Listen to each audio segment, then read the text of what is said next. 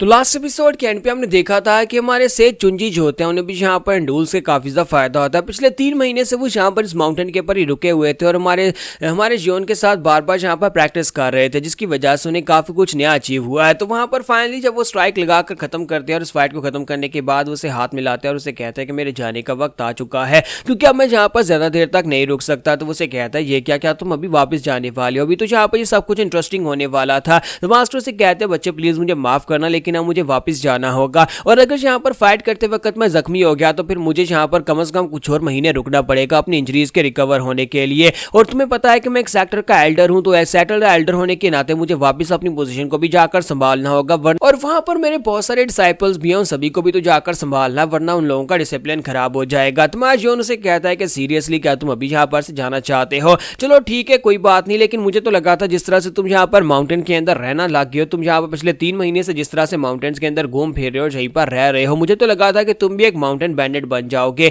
तो वो उसे कहते हैं कि अगर वक्त मिला तो मैं फिर से यहाँ पर तुमसे फाइट करने के लिए आऊंगा। मुझे मेरी किस्मत का हाल पता चला था कि मुझे ग्रेट फॉर्चून मिलने वाली है, और वाकई मुझे ग्रेट फॉर्चून मिली है। यहाँ पर आने के बाद मुझे यहाँ पर कुछ ऐसा मिला है जिसकी वजह से मेरा नजरिया तुम बैंडिट्स के बारे में काफी ज्यादा बदल गया है। पहले मैं तुम सभी लोगों को यहाँ पर चोर चक्का समझता था, लेकिन अब मुझे लगता है कि तुम लोग इतने बुरे लोग नहीं हो। और इसी के साथ ही दोनों यहाँ पर इससे काफी ज्यादा फायदा हासिल करते हैं। 3 महीनों की ट्रेनिंग के बाद से चुंजी जो होते हैं वो यहाँ से वापस जाने वाले हैं, और उन्होंने वो लेवल अचीव कर लिया है जो पिछले 20 साल से वो अचीव नहीं कर पाए थे। जबकि हमारा जोका जो होता है उसने भी काफी कुछ इंप्रूव किया है, जहां तक कि अब उसकी बैटल एबिलिटी काफी ज्यादा बेहतर हो चुकी है और वो पहले से बहुत ज्यादा पावरफुल हो चुका है। कि मास्टर सेठ चुंजी वहां पर सोच रहे होते हैं कि अब तो मैं उस दिन का इंतजार कर रहा हूं जिस दिन जोका इस दुनिया के अंदर अपीयर होगा, क्योंकि फिलहाल के लिए तो उसके पास कोई भी ऑफिशियल टाइटल नहीं है और ना ही यहाँ पर दुनिया के लोगों को इसके बारे में ज्यादा कुछ पता है। लेकिन जैसे ही यहाँ पर ये दुनिया के अंदर निकलेगा, इस म्यूजियम के अंदर निकलेगा और इसका एक नाम होगा और सभी लोग इसे इसके नाम से पहचानेंगे और इसे एक टाइटल दिया जाएगा। और साथ ही दिखाते हैं कि मास्टर शिम जो होते हैं पेड़ के पीछे छुपकर ये सब कुछ देख रहे थे। फिर साथ ही सब कुछ देखने के बाद कहते हैं कि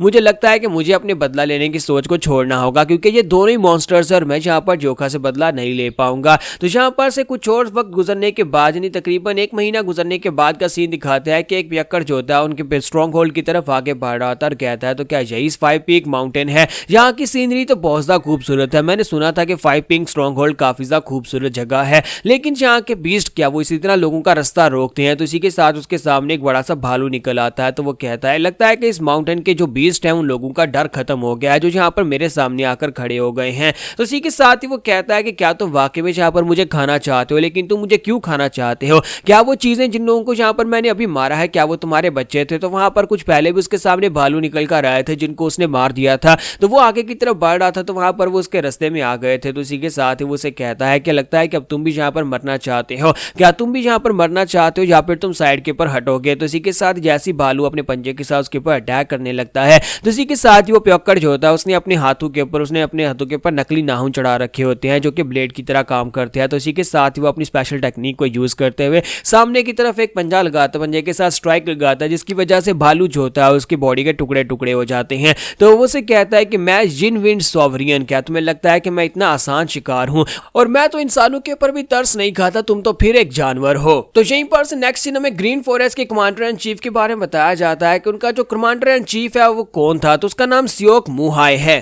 तो सियोक मुहाय जिसे इस वक्त ग्रीन फॉरेस्ट का किंग भी कहा जाता है। तो ग्रीन फॉरेस्ट किंग जो था कभी यहाँ पर किंग नहीं था, क्योंकि उसने किसी ना किसी जगह से तो शुरुआत की थी। तो कहा जाता है कि कभी यहाँ पर वो सबसे ज्यादा स्ट्रॉन्गेस्ट था, यानी कि उसकी फिजिकल एबिलिटीज काफी ज्यादा पावरफुल थी। वो अपनी फिजिकल फाइट में किसी को भी हरा सकता था और उसे कभी यहाँ पर हार का सामना करना नहीं पड़ा था। लेकिन शुरुआत में वो एक शाओलिन टेम्पल में काम किया करता था, जहां पर उसे अजीब अजीब काम दिए जाते थे। लेकिन उसे अपने बाल बहुत ज्यादा पसंद है, इसी वजह से वो शाओलिन टेम्पल के अंदर रहते हुए भी अपना सर नहीं मंडवाना चाहता था। वो वहां पर जितने भी हैवी काम थे वो सारे के सारे काम वो करता ताकि शाओलिन आर्ट्स को सीख सके। उसे वहां पर शाओलिन आर्ट्स सीखने का बहुत ज्यादा शौक था। लेकिन वहां के मॉन्क जो थे वो उसे शाओलिन आर्ट्स तब तक नहीं सिखा सकते थे जब तक वो अपने सर को नहीं मंडवाएगा और यहाँ पर शाओलिन आर्ट्स के यानी मॉन्क्स के जो रूल होते हैं उन रूल्स को फॉलो नहीं करेगा। लेकिन इसके बावजूद यहाँ पर वो दिन रात काम करता रहा, मेहनत करता रहा, जिसकी वजह से यहाँ पर उसे इसका फल मिलेगा। लेकिन शाओलिन आर्ट्स सीखना कोई इतना भी आसान काम नहीं था और कोई भी उसे शाओलिन आर्ट्स सिखा नहीं रहा था। था। तो इसी के साथ ही जियोक मोहाई जो होता है वो एक दिन एक रूम के पास से गुजरता है जहां पर उसे एक मूर्ति दिखाई देती है। वो उसकी किस्मत को बदलने का दिन था।